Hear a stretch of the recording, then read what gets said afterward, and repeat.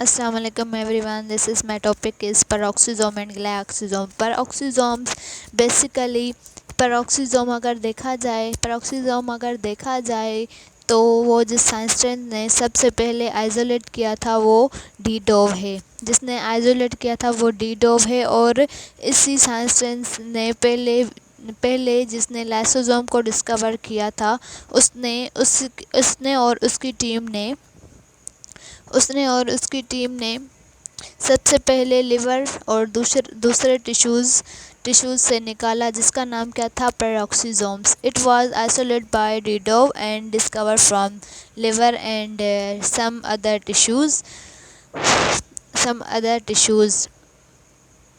Peroxisomes दूसरे tissue से निकाला जिसका नाम क्या था पेरोक्सिसोम्स। पेरोक्सिसोम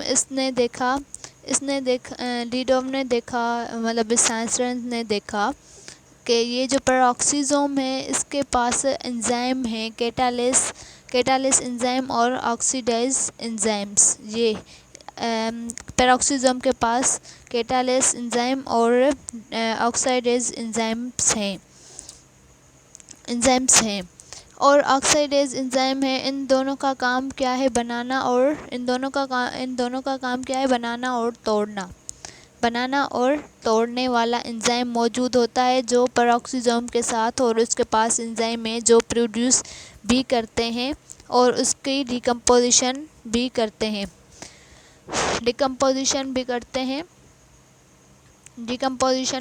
हैं हाइड्रोजन पेरोक्साइड, ये H2O इसे बनाकर हाइड्रोजन पेरोक्साइड ये H2O उसको बनाना और तोड़ना वाला एंजाइम मौजूद होता है पेरोक्सिसोम के साथ। इसके पास एंजाइम है जो प्रोड्यूस भी करते हैं और डिकम्पोज भी करते हैं, और वो कौन से कैटालिस और ऑक्साइड्स हैं। ये जो पेरोक्सिसोम है ये पेरोक्सिसोम की स्ट्रक्चर है। ये जो पेरोक्सिसोम है ये प्लांट सेल के पास भी होता है। It is present in plant cell well in animal cells. Plant cell के पास भी होता है, एनिमल सेल के पास भी होता है। पर जिसके पास भी होगा इसकी साइज़ जो होगी वो 0.5 माइक्रोमीटर होगी। अब देखते हैं catalase oxides. It contains of H2O hydrogen peroxide produce and decomposition of enzyme catalase and oxides. It is present in plant cell in animal cells. There diameter is 0.5 micrometre. अब हम देखते हैं ग्लाइऑक्सिसोम को। ग्लाइऑक्सिसोम प्लांट सेल के पास होता है। It is present in plant cell only. ये ओनली प्लांट सेल के पास होता है, पर ये एब्सेंट होता है एनिमल सेल के पास। Absent in animal cell. Glyoxysome जो होता है वो एनिमल सेल में नहीं होता, प्लांट सेल में होता है। इसके पास और सबसे ज़्यादा किस प्लांट सेल के पास होगा? जो लिपिड कंटेंट सीड हैं, ऐसे बीज जिनके पास लिपिड मौजूद होता है उनके पास नज़र आता है ग्लाइऑक्सिसोम। अगर मैं कहती हूँ प्रोटीन कंटेंट सीड है, most abundant in lipid content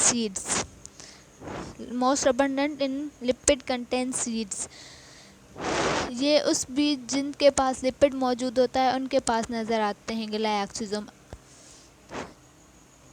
और नज़र आते हैं, अगर मैं कहती हूँ प्रोटीन कंटेनिंग सीड है उनके पास भी एब्सेंट होता है, जैसे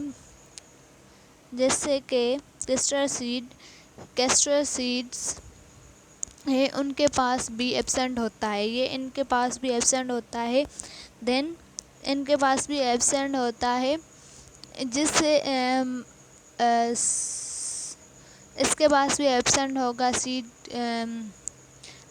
अगर प्रोटीन कंटेंट सीड है उनके पास भी एब्सेंट होता है, ये जिससे कैस्टर सीड हो गया, और सोयाबीन हो गया, कैस्टर सीड हो गया, सोयाबीन हो गया।